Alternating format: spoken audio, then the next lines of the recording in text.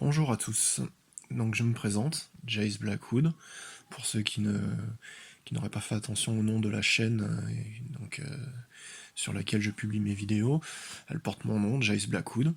Donc aujourd'hui je vous fais une vidéo sur ce qu'on appelle le livre des ombres de la Wicca. Bon, en fait c'est un livre qui est couramment appelé livre des ombres de la Wicca.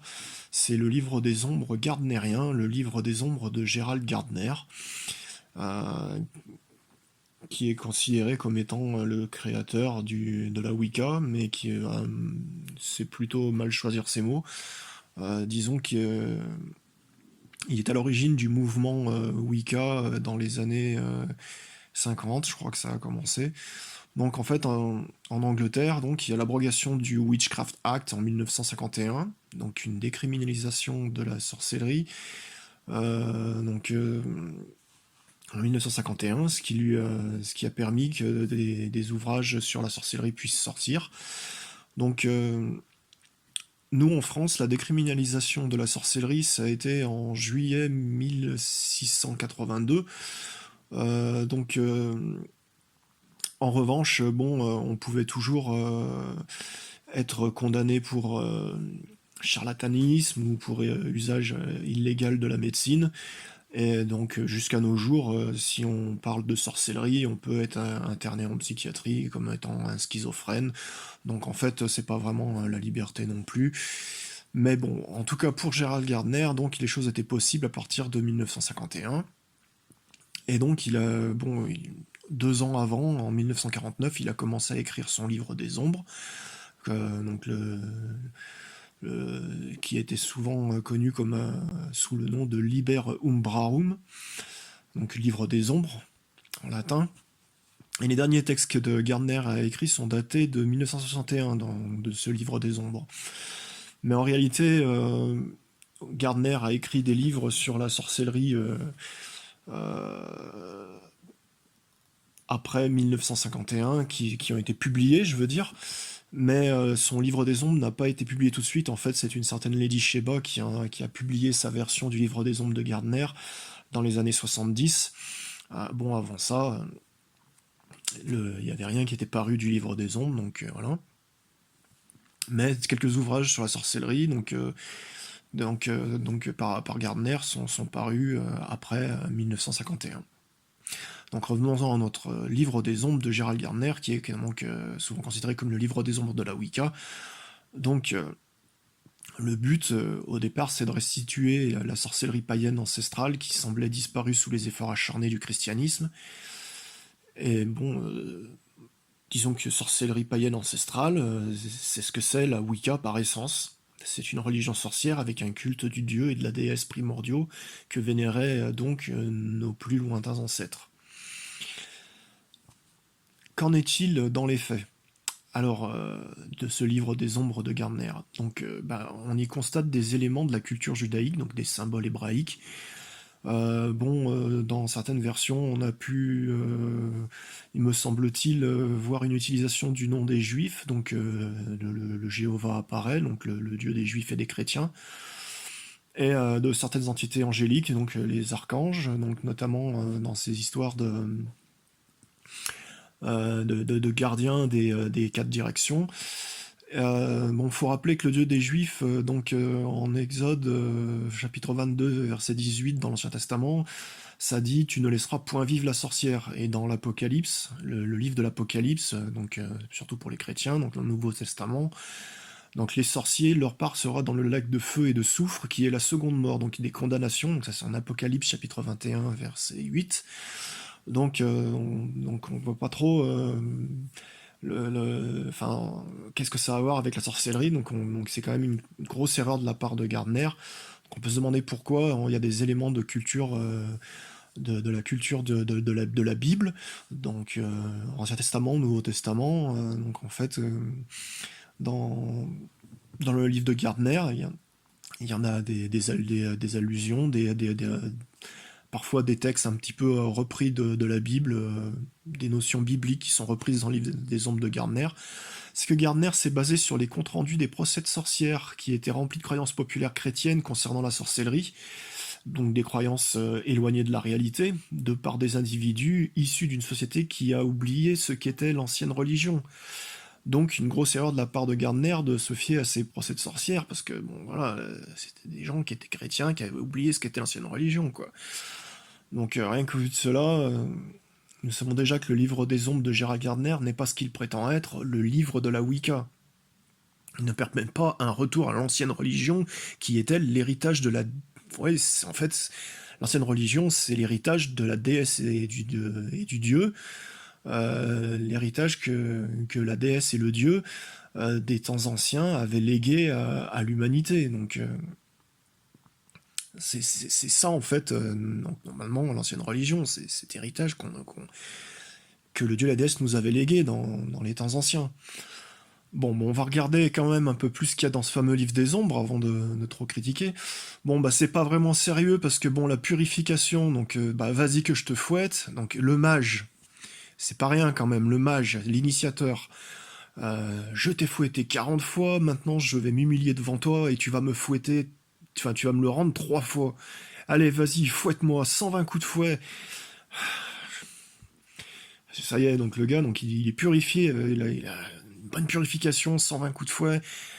Bon, donc c'est d'une logique en plus, ben voilà, il a fouetté son jeune initié 40 fois, donc l'autre il lui rend 3 fois. Bon, bon, je vois pas où se trouve la sagesse des temps anciens là-dedans. Bon, sinon, une action rituelle pour faire de la personne un sorcier ou une sorcière, ou encore un prêtre ou une prêtresse. Donc ça se passe comme ça, un baiser sur la zigounette et un baiser sur les tétons. Pour les femmes, un baiser sur la minette et un sur chaque nibar. Et bien sûr, tout le monde est à poil, c'est bien entendu. Et ils appellent ça être correctement préparé. Donc être correctement préparé, c'est être à poil, être nu, voilà. Ouais, je suis à poil, je suis correctement préparé, non, je vois pas, quoi. Donc, encore une fois, bon, ça n'a pas vraiment de sens, donc voilà. Sinon, les sabbats, ben, leur sabbat, donc leur fameux sabbat des sorcières, donc, et vas-y que je te fouette à tour de bras, la prêtresse fouette le prêtre, et elle fouette les autres sorciers à tour de bras, et vas-y que je te fouette, et que je te fouette, et que je te fouette. Voilà, tout le monde a bien été purifié. Bon, sérieusement, c'est ça, je me demande, c'est ça la sorcellerie, ben, bah, pour moi, non, quoi, donc voilà. Mais c'est pas tout. Qu'est-ce qui se passe pendant le rite d'initiation? Le gars est devenu sorcier, on lui remet son couteau magique, son fouet, bien entendu, et tout le reste. Des choses qu'il aurait dû posséder pour son apprentissage, et bon, bah là, on lui remet. Enfin, ça, sauf le fouet, ça, c'est un truc qu'une tradition sérieuse n'aurait pas intégré parmi les outils ou les accessoires du sorcier. Donc bon, à part donc voilà. Enfin bon, on lui remet ses accessoires de sorcier à ce moment-là seulement, quoi. Bon, sinon, pour être grand prêtre ou grande prêtresse, il lui remet les mêmes outils, et là, la grande prêtresse les utilise. Alors, vous vous rendez compte, grande prêtresse, elle utilise les outils. Waouh! Sérieusement, je suis conscient qu'elle sait déjà les utiliser depuis un moment. Ce n'est pas le problème, mais franchement, c'est quoi le sens d'un rituel pareil? Et selon les Gardneriens, ça serait ça, les secrets des temps anciens, les secrets perdus des temps anciens. Après tout ça, faut pas s'étonner si on prend les Wiccans pour des cons. Parce que oui, à cause de ces guignols, nous passons tous pour des clowns. Et personne ne nous prend au sérieux. Mais rassurez-vous, la vraie Wicca, dans son sens profond, ce n'est pas ça. Bon. Les connaissances des temps primordiaux ont été effacées par les dieux mauvais par le biais du christianisme, dans un premier temps. Alors bon, pour ceux qui voudraient comprendre pourquoi je dis que c'est les dieux mauvais, alors que tout semble dire dans l'histoire que c'est le dieu des chrétiens, bah, il faut regarder ma vidéo « Un sorcier païen s'adresse aux chrétiens », celle qui s'intitule aussi « Le dieu des brebis sataniques », vous y trouverez des éléments intéressants, mais surtout le monde des esprits, la sorcellerie, Wicca. Donc ces 3 vidéos vous donneront des éléments à propos des dieux, du rapport entre les dieux mauvais et donc ceux que j'appelle les dieux mauvais et la culture judéo-chrétienne avec son dieu Jéhovah, Yahvé et bon les anges, les démons, tout ça. Bon, enfin bon, donc voilà, donc les connaissances des temps primordiaux ont été effacées par les dieux mauvais, par le biais du christianisme dans un premier temps, dans le but de les substituer par des croyances fallacieuses pour bénir l'humanité dans la corruption et la vilainie. Et c'est là la réalité du livre des ombres de Gerald Gardner. Donc en fait, parce que on y trouve un truc qui est très choquant, c'est que ça parle du sacrifice humain, une chose qui est et même du sacrifice animaux d'ailleurs. Donc en fait, ce sont des choses qui sont apparues avec l'apparition des dieux secondaires que j'appelle les dieux mauvais, donc, et que je le répète, je pense qu'ils sont à l'origine du christianisme. C'est pas je pense, je sais qu'ils sont à l'origine du christianisme. C'est une mythologie judéo-chrétienne à laquelle on a eu le droit avec la Bible, mais ça reste une mythologie inventée par les dieux, donc c'est eux, les anges, les démons, tout ça. Donc voilà. Et encore une fois, la vidéo Le monde des esprits et la sorcellerie Wicca, ou encore la vidéo Un sorcier païen s'adresse aux chrétiens, tout ça, ça vous donnera des éléments. Donc voilà, ces dieux, c'est avec eux que les sacrifices animaux et humains sont apparus. Dans le livre des ombres de Gerald Gardner, ce qui était assez choquant, c'est qu'il y a un passage sur le sacrifice de sang, les sacrifices animaux et les sacrifices humains. Donc sans pour autant dire faites des sacrifices pour les dieux, il y a des explications donc sur le sacrifice humain et le sacrifice d'animaux. Et Gardner va même jusqu'à dire que avec un sacrifice animal, bon, on a une énergie qui n'est pas très propre, donc c'est compliqué de faire ce qu'on veut avec cette énergie.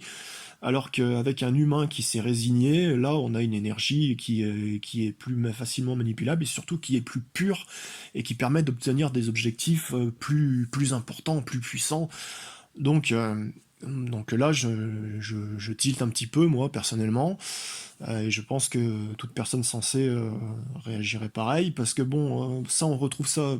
Il paraît que Gardner était ami avec Aleister Crowley, et Aleister Crowley, dans ses écrits, il parle du sacrifice humain comme du sacrifice le plus puissant, le plus pur, aussi, de la même manière, et donc ça a incité de nombreux satanistes à pratiquer on pense, le sacrifice humain. Même si on n'a pas la possibilité de condamner ces gens-là parce qu'ils font ça dans le secret, on sait que c'est des pratiques qui ont cours.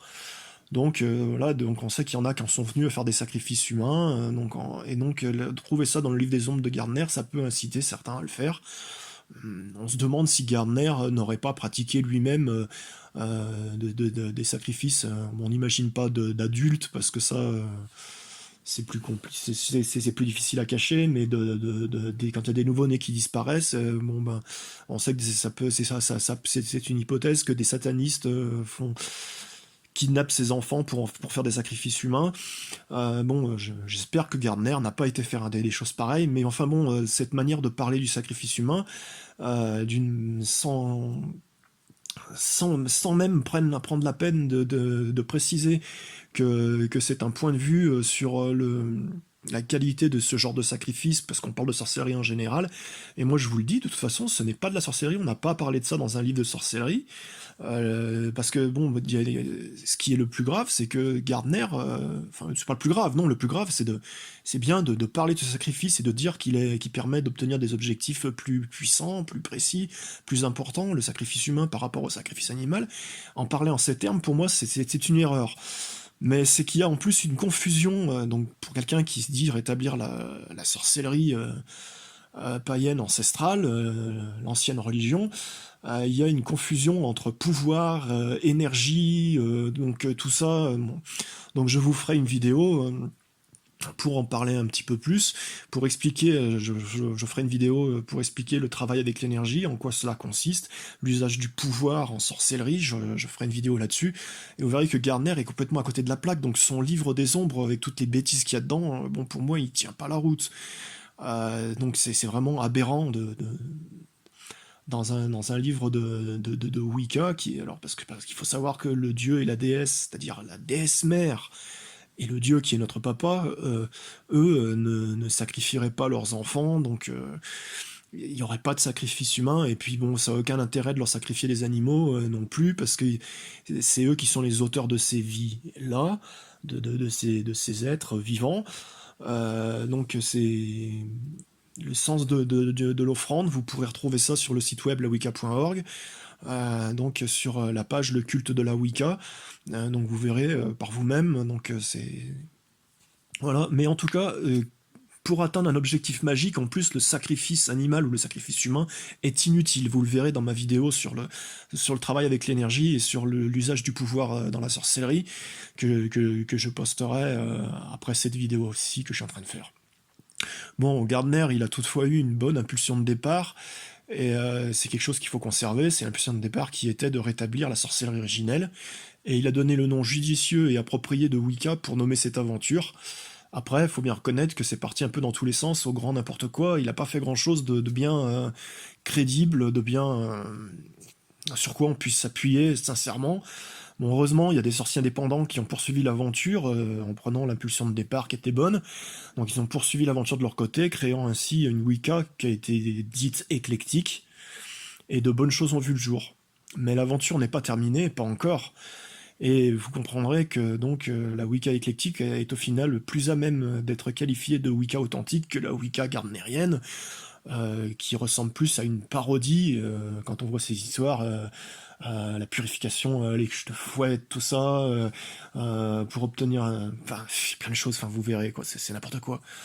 Bon, donc voilà, je le répète, on le comprend, la Wicca éclectique est au final bien plus à même d'être qualifiée de Wicca authentique que la Wicca gardnerienne.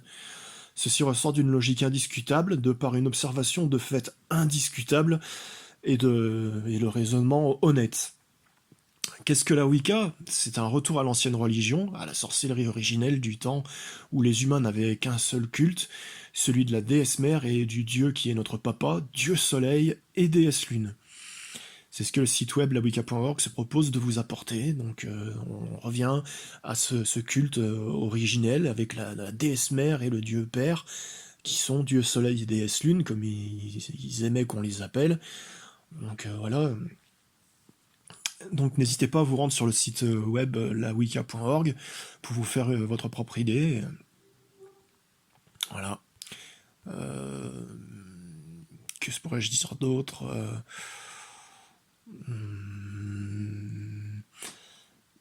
Bon, j'ai parlé de pas mal de choses. Bon, ben, pour conclure, bon, ben, si vous voulez vous payer une bonne tranche de rire, donc vous pouvez retrouver les faits qui sont reportés dans cette vidéo dans le livre des ombres de Gérald Gardner, aux éditions Camion Noir pour la France. Il y en a une autre version par Artus, Artus des Portes du Cid.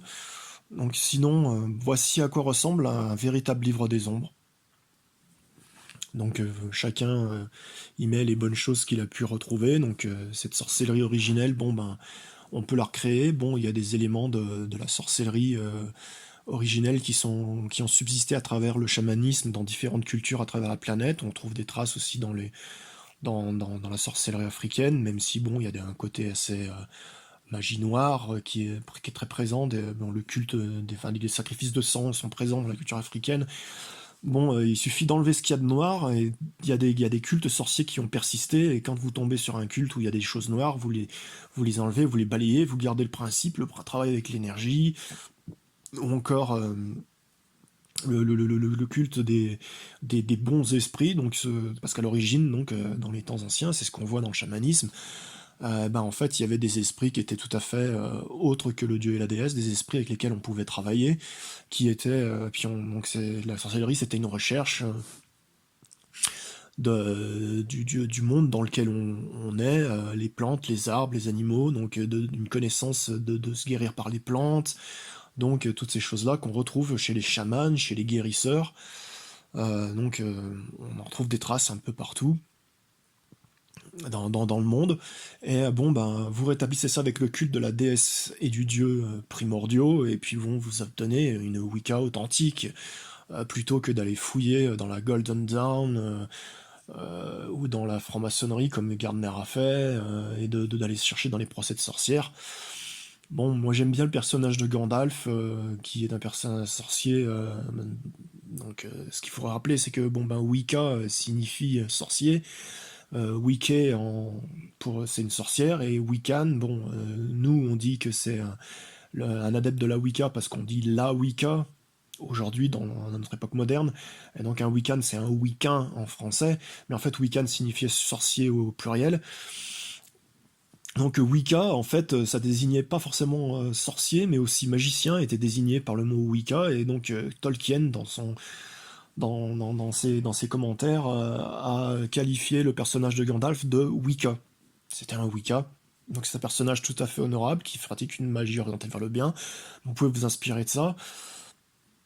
Du temps que vous ne pratiquez pas les sacrifices humains, les sacrifices animaux, que bon, euh, vous acceptez la sagesse du dieu et de la déesse, vous obtenez une vraie Wicca, et bon ben voilà, encore une fois, sur le site lawicca.org, vous pouvez retrouver ça. Donc là, j'espère que cette vidéo aura clarifié les choses pour tout le monde. La Wicca est une voie tout à fait honorable, basée sur une intention honnête, et qui a pu grandir en dehors des bêtises de Gerald Gardner. Donc voilà, tout ce qui me reste à faire maintenant, c'est vous souhaiter les bénédictions de la déesse et du dieu dans votre démarche. Donc en fait, gardez à l'esprit que le livre des ombres de Gerald Gardner, c'est pas un retour à l'ancienne religion, donc c'est pas de la Wicca authentique, il a pris le nom de Wicca qui était fort approprié certes, mais le résultat c'est du n'importe quoi, voilà. Et donc je le répète, il y a des sorciers indépendants qui ont fait une Wicca tout à fait valable, une véritable recherche dans le chamanisme, dans les pratiques sorcières répandues à travers le monde, et qui ont fait une synthèse, qui ont repris l'essence de la sorcellerie, qui l'ont gardée pure telle qu'elle est. Et donc en fait, on les appelle Wiccan éclectiques, mais ils ont formé des traditions qui sont tout à fait valables, et qui sont bien plus à même d'être qualifiées de Wicca authentique que la Wicca gardnerienne. Voilà, et bon, encore une fois, je vous souhaite les bénédictions de la déesse et du dieu dans vos recherches. Et la Wicca existe, mais c'est pas selon Gardner, quoi.